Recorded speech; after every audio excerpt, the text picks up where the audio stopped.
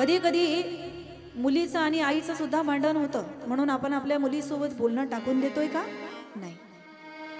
एखाद्या दिवशी मुलगी उशिरा उठते ते आपल्याला चालतं, पण सुनबाई जर एखाद्या दिवशी उशिरा उठली ते आपल्याला चालत नाही.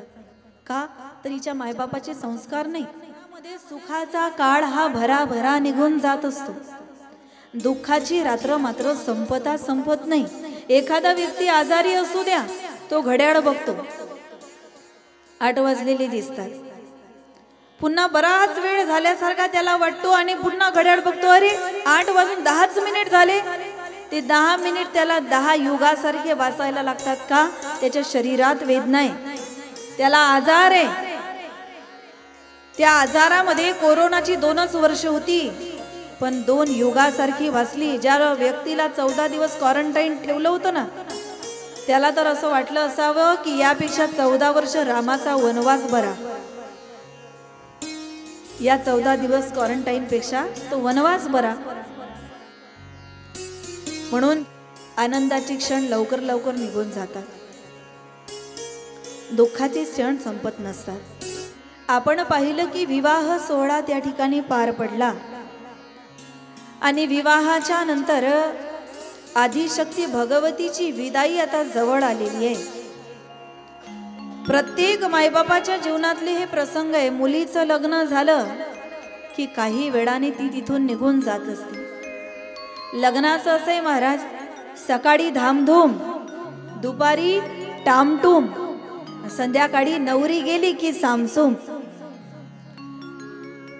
दिवसभर धूम धडाक्यात. अरे एक दिवस बापाला जी पंगत द्यायची असते ना, लग्नात वराड्यांना जेवण करण्याची जी पंगत द्यायची असते ना, त्या पंक्तीचा हिशोब त्या मुलीचा जन्म ज्या दिवशी होतो ना, त्या दिवसापासून तिच्या लग्नासाठी तो बाप पैसे जमा करत असतो.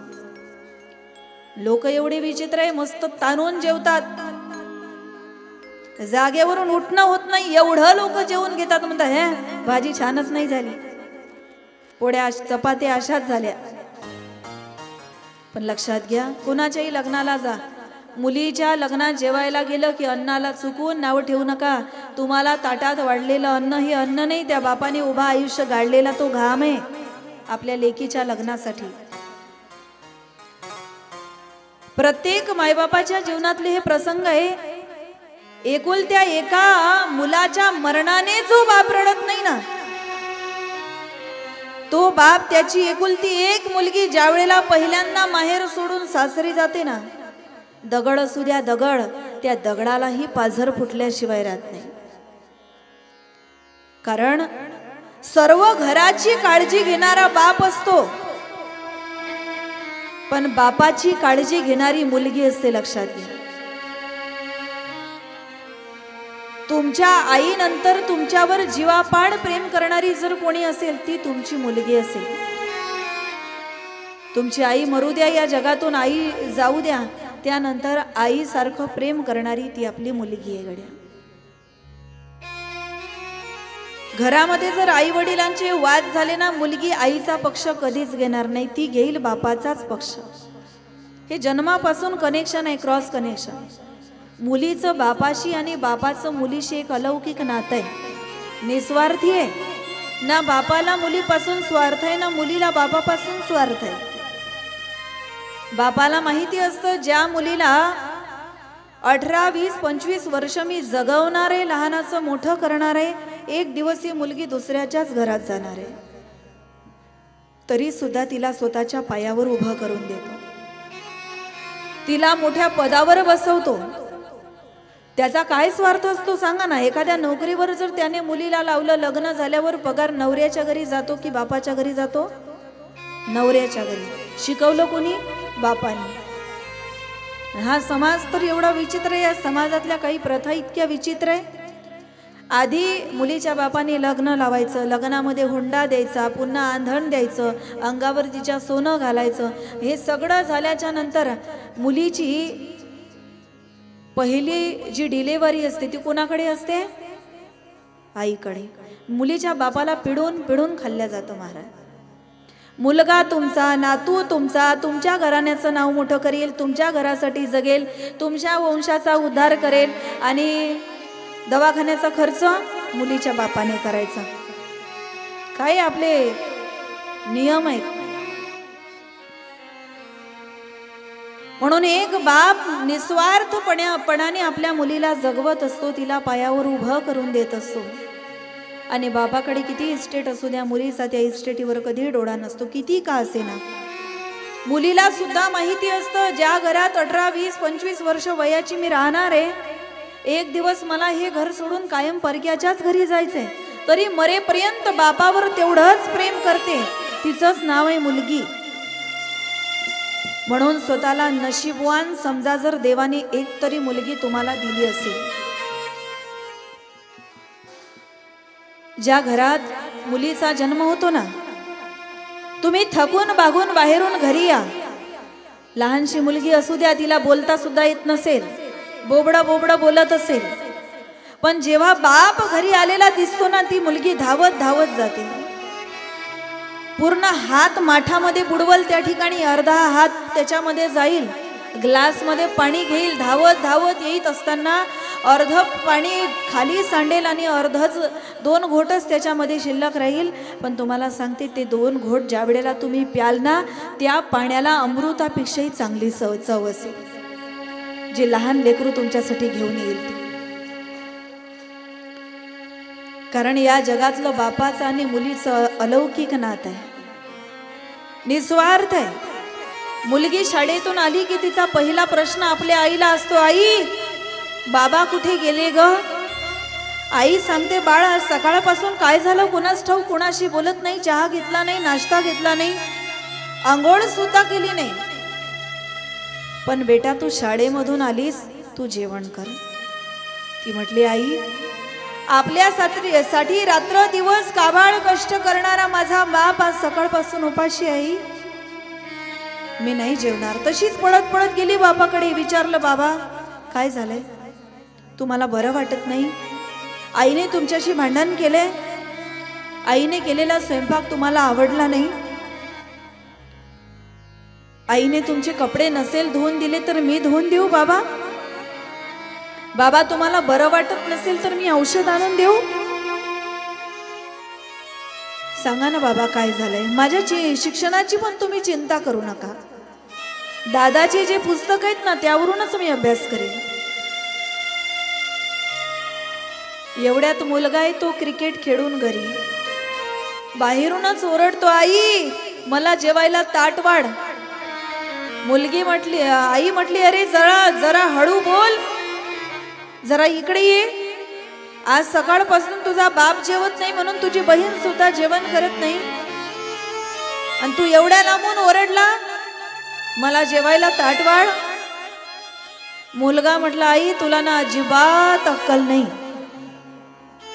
मुलाला मायबापाची अक्कल काढायला काही लागत नाही. आपल्याला अक्कल नव्हती म्हणून आपण त्यांना जन्माला घातलंय, अक्कल नव्हती म्हणून लहानाचं मोठं केलं, अक्कल नव्हती म्हणून एक एक पैसा साठवून त्यांच्या शिक्षणाला लावला, अक्कल नव्हती म्हणून आपलं सोनं मोडून त्यांच्यासाठी प्रॉपर्टी जमा करून ठेवली.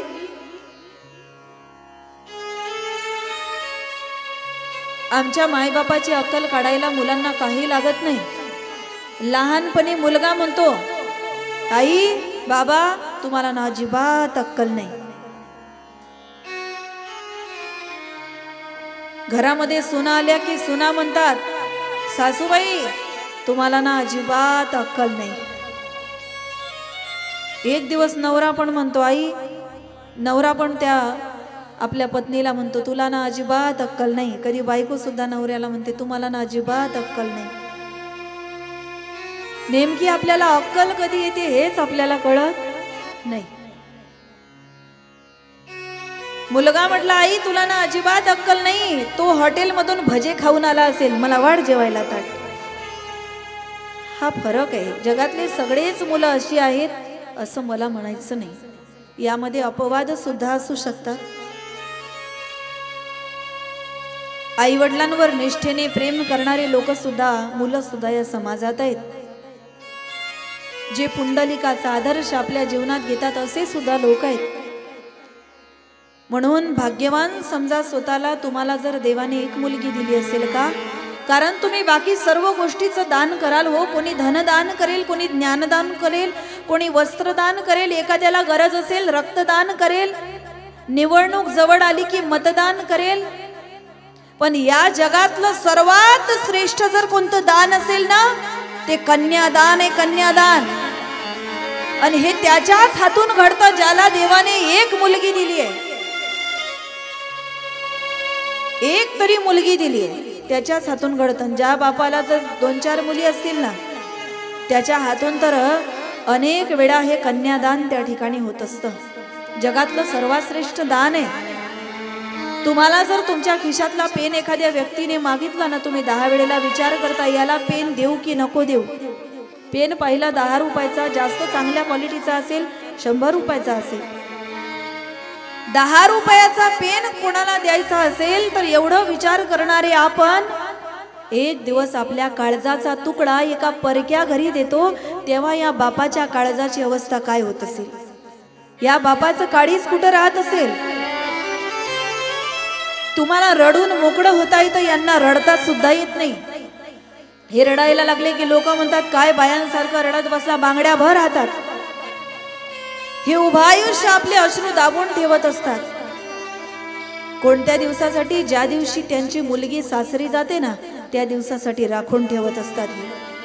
आणि त्या दिवशी सगळं वराड ज्या वेळेला नवरीच्या सोबत असताना हा बाप एकटाच कोपऱ्यात बसलेला असतो आणि कुठंतरी कोपऱ्यात बसून रडत बसलेला दिसतो. आजपर्यंत जन्मात न रडलेला बाप, परंतु आज कितीही कठोर अंतकरणाचा असेल ना, त्या बापालाही रडू आवरता येत नाही. ज्या वेळेला त्याची मुलगी पहिल्यांदा माहेर सोडून सासरी जाते. कारण आईनंतर त्याच्यावर जीवापाड प्रेम करणारं जर हक्काचं कोणी असेल ती त्याची मुलगी असते. आज ज्या वेळेला मुलगी सासरी नांदायला जायला डोळ्याने दिसते ना बापाच्या, मुलीचं लग्न होत असताना बाप जर 60 वर्षाचा असेल ना, एका वर्षात बाप 70 वर्षाचा दिसायला लागतो. एवढा मोठा खड्डा त्याच्या जीवनात पडतो, एवढं मोठं दुःख त्याच्या जीवनात येतं. एखाद्या बापाने तुम्हाला मुलगी द्यायची, हुंडा द्यायचा, सगळं द्यायचं आणि वरून तुम्ही म्हणायचं काय आणलं बापाकडून. हा प्रश्न आपल्या सुनबाईला कधीच करू नका. काय आणलं तुझ्या बापाकडून. हे संसारातले दाग दागिने, कपाट, हे भांडी जे आहेत ना, हे कधीतरी संपणारे आहेत. पण अमूल्य असा दागिना एक मुलगी लग्न झालं की आपल्या सासरी घेऊन जात असते, तो म्हणजे संस्काराचा दागिना. मुलीने बापाकडून काय आणलं असं जर तुम्हाला या ठिकाणी प्रश्न पडत असेल ना, या जगातलं सगळ्यात मोठं दान तिने आणलं. संस्काराची शिदोरी घेऊन ती तुमच्या घरी आली. आज हिमालय आपल्या कन्येला पार्वतीला समजावून सांगायला लागली, पार्वती जीवन में सुख भी आएंगे बेटा और दुख भी आएंगे, लेकिन जीवन में जब दुख आए ना, अपना दुख ये संसार को कभी मत बताना. जिस दिन दुख आए ना बेटी, अपने घर का दरवाजा अंदर से बंद कर लेना और जी भर के रो लेना, लेकिन इस संसार को अपना दुख नहीं बताना. मुलगी ज्या वेळेला सासरी जाते ना, बापाकडून संस्काराची शिदोरी घेऊन जात असते. जी शिदोरी एक दिवस परक्याची मुलगी तुम्ही घरी करून आणता, पण लग्न झालं की दुसऱ्याच दिवशी ती काय म्हणते, माझं घर आहे. काय आपुलकी आहे महाराज तिच्या मनात. मुलाच्या लग्नाला कितीही वर्ष होऊ द्या, मुलगा आपल्या सासूरवाडीला माझं घर कधीच म्हणणार नाही.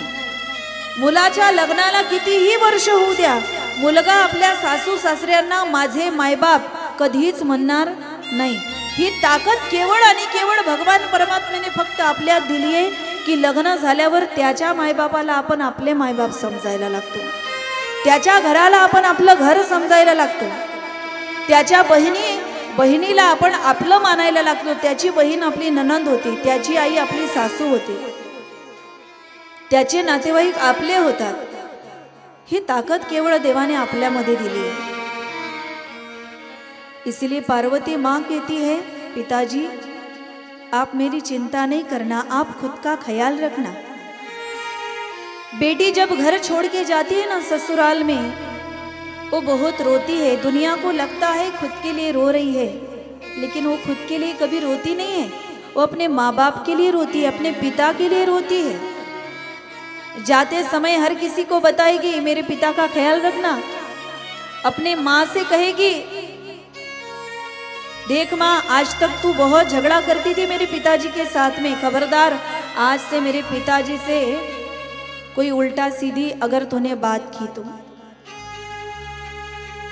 तो पार्वती माँ अपने पिता से कहती है, पिताजी आप चिंता नहीं करना, आपने जो संस्कार मुझे दिए हैं ना, ये मैं कभी नहीं भूलूंगी। और पार्वती माँ अपने पिता को वचन देती है। आणि म्हणून एक मुलगी ज्या वेळेला सासरी नांदायला जाते ना, ती रिकाम्या हाताने कधीच जात नाही, लक्षात घ्या। तिच्या बापानं जन्मापासून तिच्याजवळ जमा केलेली संस्काराची भरभक्कम शिदोरी घेऊन जात असते ती सासरला।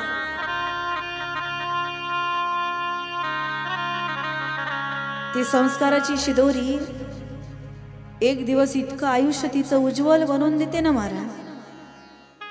ज्या घरात लग्न करून गेली होती, लग्न करून जाताना एक व्यक्ती सुद्धा तिच्या परिचयाचा नव्हता, पण आज सासू सोबत तिचं भांडण जरी झालं ना, पण परका व्यक्ती जर आपल्या घराबद्दल काही बोलत असेल ना, त्याला सुद्धा गप्प राहायला सांगते, त्या घराला आपलं मानते। म्हणून प्रत्येक मायबापाच्या जीवनातले हे प्रसंग आहेत। मुलगी ज्या वेळेला सासरी नांदायला जाते, आपल्या घरी दुसऱ्याची मुलगी सून म्हणून येते ना, त्यावेळेला ती संस्काराची शिदोरी घेऊन येत असते। म्हणून कदाचित तुमचं तुमच्या सुनेबरोबर पटत नसेल, थोडी फटकड असेल स्वभावाने, कशी का असेना तुमची सून आहे। कधी कधी मुलीचं आणि आईचं सुद्धा भांडण होतं, म्हणून आपण आपल्या मुलीसोबत बोलणं टाकून देतोय का? नाही। एखाद्या दिवशी मुलगी उशिरा उठते ते आपल्याला चालतं, पण सुनबाई जर एखाद्या दिवशी उशिरा उठली ते आपल्याला चालत नाही। का? तर हिच्या मायबापाचे संस्कार नाही। आणि सुनबाईकडून काही चूक झाली तर तिच्या मायबापाचा उद्धार करू नका। तिच्या बापाने, तिच्या आईने जीवनातलं सगळ्यात मोठं दान केलंय तुमच्या घरी। म्हणून तुम्ही वयाने मोठ्या आहात, काही काही सासवा म्हणतात शेवटी सून ती सून आणि मुलगी ती मुलगी। तुमच्यामध्ये काय फरक आहे सांगू तुम्हाला? जोपर्यंत तुम्ही आई आहे ना, तोपर्यंत तुम्ही खूप चांगले आहे। ज्या दिवशी तुमची सासू होते ना, तुमच्या डोक्यात काय शिरतं कुणास ठाऊक। सासू झाल्यावर संसारातून रिटायरमेंट घ्यायचं नाही। आता सुनबाई आली, मी कशालाच हात लावणार नाही। थोडी मदत करावी, आपली सुनबाई आहे। ज्या दिवशी तुम्ही तिच्याशी प्रेमाने वागाल ना, ती पण तुमच्याशी प्रेमानेच वागेल। अरे प्रेम लावल्यावर आपल्या दारातलं कुत्र सुद्धा आपलं होतं। आपल्या दारात बांधलेलं कुत्र, त्याला प्रेम दिल्यावर ते सुद्धा आपल्याला टाकत नाही, ती तर आपलीच आहे शेवटी। आणि सुनबाई, तुम्ही सुद्धा आपल्या सासू सासऱ्यांचा कधी अनादर करू नका। कारण सासू जर आजारी पडली ना, तर मुलगी लगेच येऊ शकत नाही, सुनबाईच येऊ शकते। आणि तुम्ही जर आजारी पडल्या तर तुमची सासू कशी का असे ना, रोज वादविवाद का घालत असे ना, पण तीच वेळेवर धावून येऊ शकते। आपली आई सुद्धा तिथे येऊ शकत नाही। लग्न जुळवत असताना लोक मुलाचे आणि मुलीचे 36 गुण जोडतात की नाही बघतात, पण त्यांचे कधीतरी जुळूनच जातील, पण लग्न जुळवताना सासूचे आणि सुनेचे जोडतात की नाही हे पाहिलं पाहिजे। या दोघींचं कधीच पटत नाही। तसाही या संसाराचा नियम आहे, एका छताखाली 2 स्त्रिया, मग त्या जावा जावा असो, सासू सुना असो की कुणी असो, एका छताखाली दोन स्त्रिया जास्त दिवस चांगल्या वागू शकत नाहीच म्हणतात. कबूल आहे त्यांना, वागूच शकत नाही. आईचं मुलीचं भांडण होतं, जास्त दिवस सोबत राहिलं म्हणजे. जाऊचा तर अर्थच असा आहे, काही दिवस एकत्र राहू पण नंतर एकमेकीपासून लांब जाऊ. तिचं नाव जाऊ. नणंद जिच्या आल्याने कुणालाच होत नाही आनंद, ती आहे ननंद. पूर्वी सून या शब्दाचा अर्थ असा होता की घरातले सगळे लोक बोलायचे आणि ती एकटीच ऐकायची बिचारी, एवढाच तिच्या नावाचा अर्थ होता. आता अर्थ बदलला, ती एकटीच बोलते आणि घरात कुणालाच बोलू देत नाही, सगळं घर गप्प बसवते, एवढं तिच्या नावाचा अर्थ आहे सून. म्हणून घरात प्रेमाने राहा. सुंदर मानवाचा जन्म मिळालाय. कोणाचं आयुष्य किती असेल कोणी सांगू शकत नाही. म्हणून प्रेम सुख देई, प्रेम सुख देई, प्रेमाविना नाही समाधान. प्रेम जीवनामध्ये एकमेकावरती ठेवा.